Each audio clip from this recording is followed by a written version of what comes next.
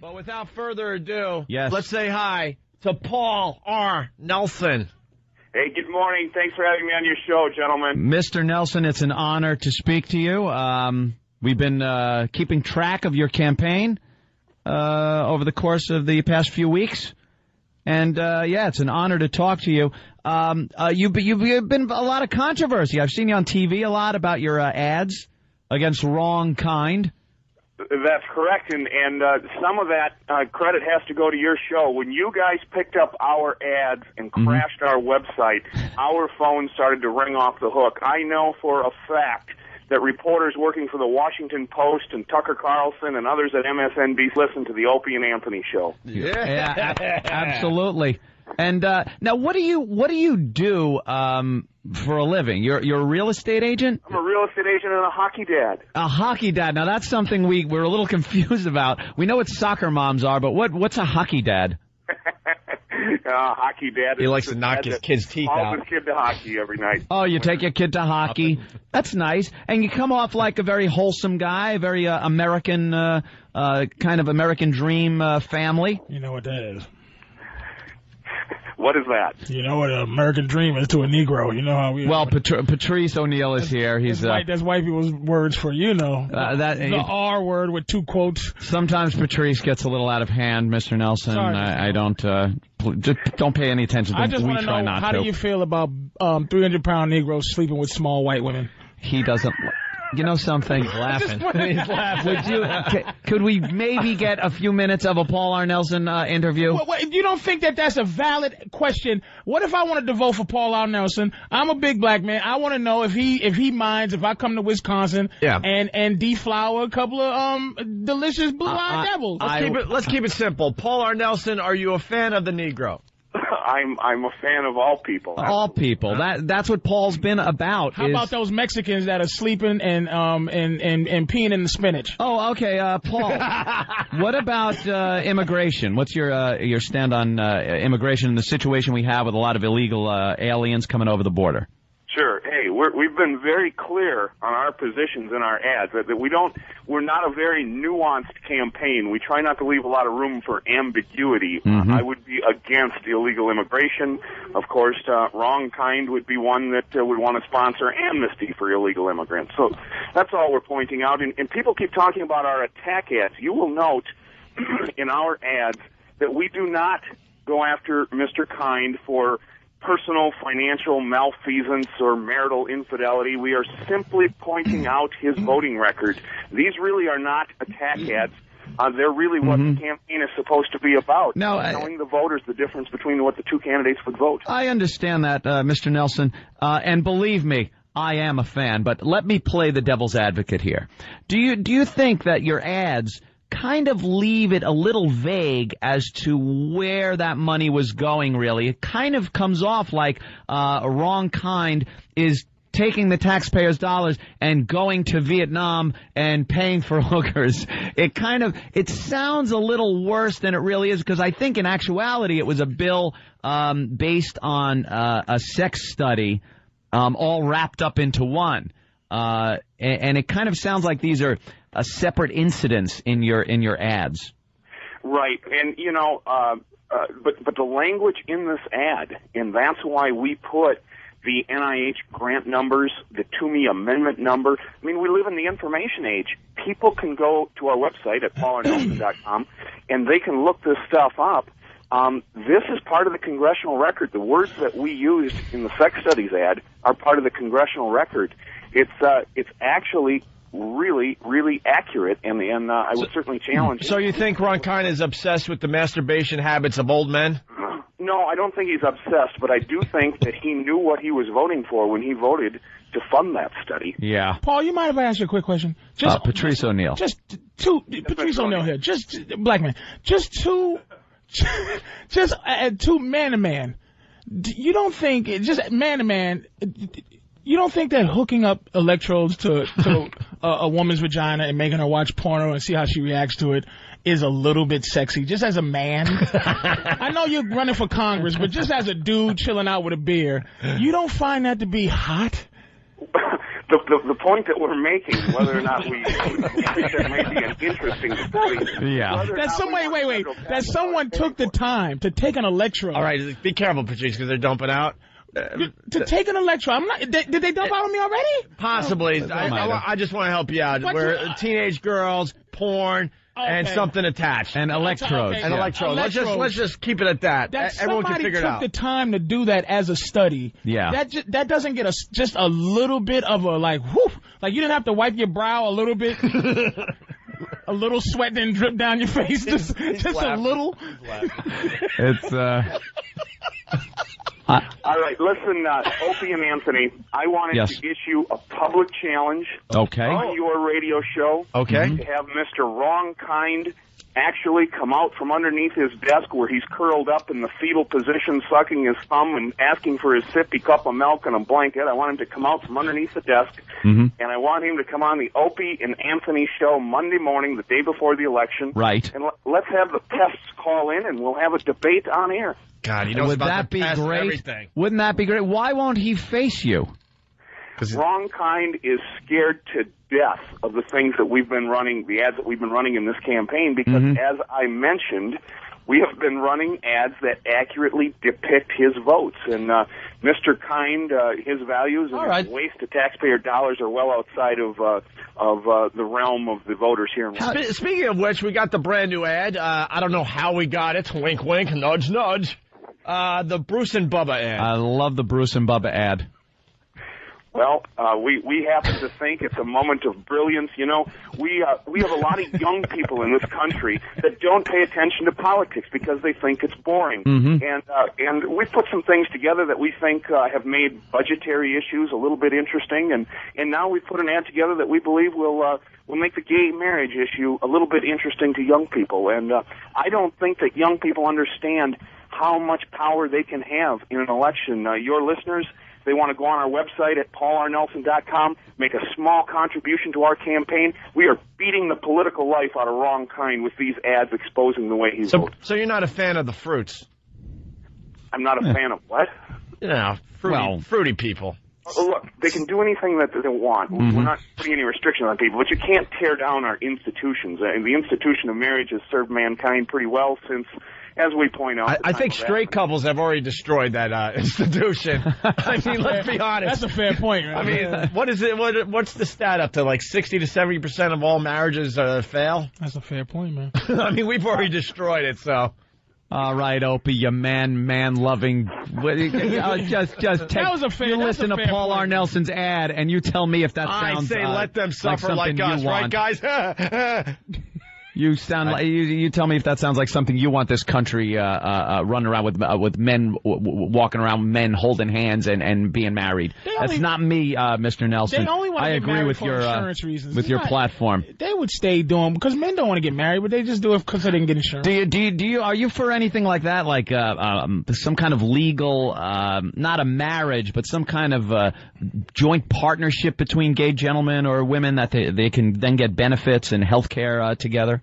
Well, listen, fellas, anyone can go to an attorney. You can own property together. You can put together joint agreements where you can visit each other in the hospital. Certainly, people can live however they choose to live in a legal contract, legal agreement. Right? That's fine, some kind of contract, but not in the eyes of God.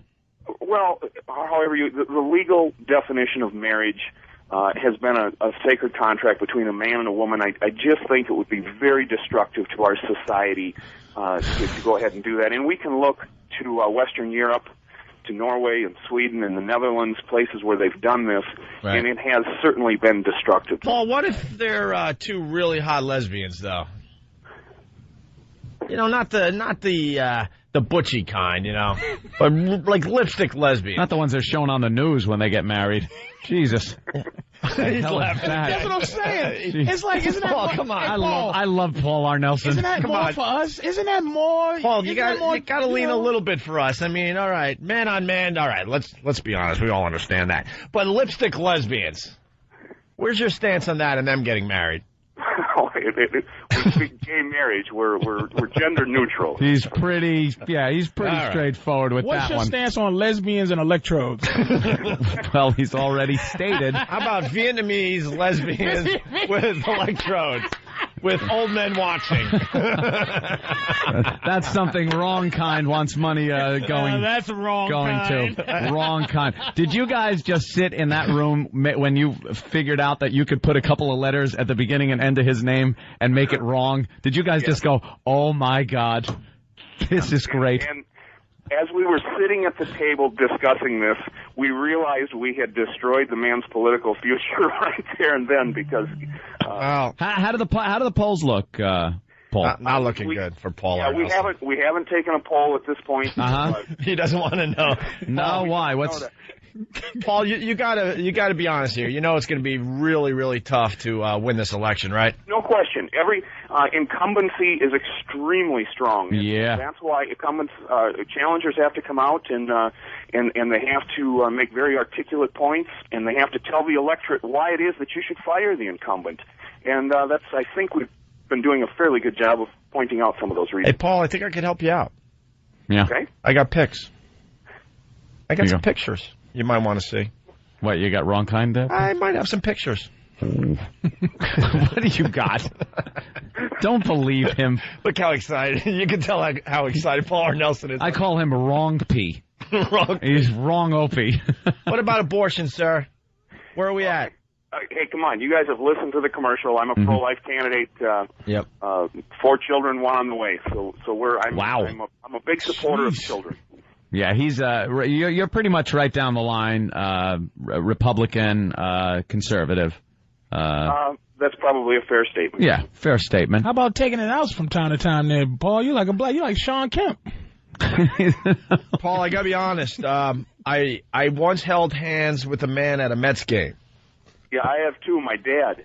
Aw, that's sweet. What? His dad. What about him? He held hands with him. Oh no, this was just another man. Who? That I wasn't related to. This is something I've never heard of, Paul. Oh no, I could see it now. The Paul R. Nelson and Anthony show. I don't want any part of this. Wait. Opie holding hands with them. I told the story on the air. Where are you at with me, Opie, holding another man's hand that I wasn't related to at a Mets game? Opie, I'm fine with that. I'm fine with you doing anything you want with another man, short of getting married, Opie. There you go. It was our own Danny, and I didn't know. I thought I was holding my girlfriend's hand, and they did the old switcheroo, and I walked out of Shea Stadium holding another man's hand. It's a true story. Paul, just to get to know a little bit more about you aside from politics, what are the things you find funny? Like, where does your sense of humor lie? I sell real estate, so I work with people. I enjoy laughing. I try and laugh at work. I find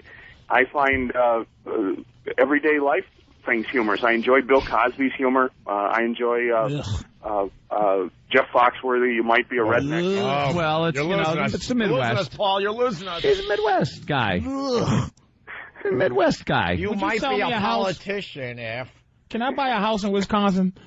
Yeah, what's the real estate market looking like in Real Wisconsin? estate market in Wisconsin's a little slow right now. Yeah, everything, Of course right? it is. Now That that I damn need a bubble house. burst So when right you- after I It ain't bought. slow for you, Anthony. Yeah. So when you lose the election, Matter to you're me, going I'm back rich. to real estate, or?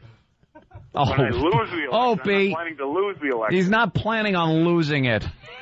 and I want to know, I am throwing my hat in the Paul R. Nelson ring, and I want everybody else that's listening right now in Wisconsin to vote for Paul R. Nelson. Whoa. Why? Because I like this guy. That's it? That's all it takes? I like his gusto. He's got gusto. We might not agree, Paul, on all of the issues, because it's very hard for everybody to agree on every issue that a politician has. But I kind of like this guy. He's got spunk. The fact that he doesn't like Italians doesn't mean anything to you. I don't know about Italian. We don't discuss things like that. And I don't think Paul R. Nelson has. He doesn't. He like judges people as people, you not are as colors illegal or immigrants. You know, you got. Excuse me? Italians are illegal immigrants. My You came- family came here 1900, so long ago. You snuck here, and you probably named after a town where your great-great-grandfather grew up, Cumiaville, and you came here and you destroyed our lives with your mobsters and your spaghetti sauce. I want you out. I want to know how you'd live in buildings with bricks stacked up with no cement holding them together, my friend, if it wasn't for my relatives. So you quiet down, Patrice. Paul, I'm still on the fence. I'm not sure if I want to vote for you. I don't know. I got another. I'm being honest. I got another scenario for you. All right, let me tip you over here. All right. Here's what the main qualification of a candidate should be to the American people. All right. That is that the American people know unequivocally where the candidates stand on the issues. You may not agree with Paul R. Nelson, but you will always know where Paul R. Nelson stands on the issues. That should be the primary qualification for any candidate running for public office. And I submit to you that most candidates do their hardest job of trying to obfuscate the issues and confuse the American people as to where they stand. All right, I got one more scenario, and how you answer this question will decide if I vote for you, okay? Oh, boy. Let's just say there's a guy from Long Island who went to college in Geneseo at a state school, and he was very lonely. He was 400 miles away from home, and he wanted to join a fraternity to get some friends and a social life. Mm-hmm. And let's just say this fraternity made him drop his drawers and pick up marshmallows. And then maybe waddle across the floor and drop the marshmallows on something that represented maybe another fraternity that they hated. And he wasn't using his hands at the time. And he wasn't using his hands. Right. Well, where do you stand on that? As long as he's not marrying the marshmallows, I'm okay with that. Okay, see? I vote for Paul R. Nelson. Paul R. Nelson. And Paul, if we may, this is a very good question that Patrice brought up. What does the R stand for? Raymond. Paul Raymond Nelson. Hey, Paul, did you hear our mega mix yet? I have not. Oh, you know what? We have heard your mega mix. And, I wanted to thank you guys for that. We noticed in our campaign office, by the way, we've listened to almost every show where you've been talking about us, and my campaign staff laughs until they cry. Oh, good. Yeah, we're really funny. You are. You've become big fans. But I've noticed yes. over the days that you have become more of a fan as you've explored our issues. Actually, we started by hating you because of the negative ads, but then we're like, man, there's a sense of humor in these ads, and then you completely turn us around, and and I don't even know if we agree on anything. Not there, like I said, there are a few issues I agree with, a few I don't agree with, but you do, like he said, you do know what he stands for. And I don't know what this wrong kind is all about, except he's kind of hiding. All right. That's what I see. He is absolutely hiding. I think your pests need to get him out from underneath his desk and motivate him to pick up the telephone and call the Opie and Anthony show, and so that we can have a debate on air on the Opie and Anthony. All right. Paul, any problem with somebody maybe collecting World War II memorabilia? Because I do that. Oh, not a problem. I sold a house recently for a fella that had his whole house full of World War II memorabilia. See, thank you. Can we be specific here and say Nazi? No, it's from all sides. I have a British Enfield rifle. Time out. That gun control, Paul. Conservative Republican. I'm all for guns. All right. I love this guy. See? How about black men with guns? Illegally. All about guns. If they're legally obtained. How about nines, nigga? Yeah, we gotta go. Paul, thank you so much for checking in with us, and good luck on the election. And pests, help out Paul R. Nelson. Paul R. Thank you, gentlemen. Thank you. All right. There he goes. Peace out. Paul R. Nelson, everybody. This is Paul R. Nelson, and you're listening to the Opie and Anthony Show. All right. It's Paul R. Nelson. I can't believe we talked to him. He's like a celebrity, Tom. I love Paul R. Nelson. He's just a dumb real estate guy from Wisconsin. He's a real estate guy. But he's a celebrity now. He's a celebrity. All right, we got to break because we got Borat coming.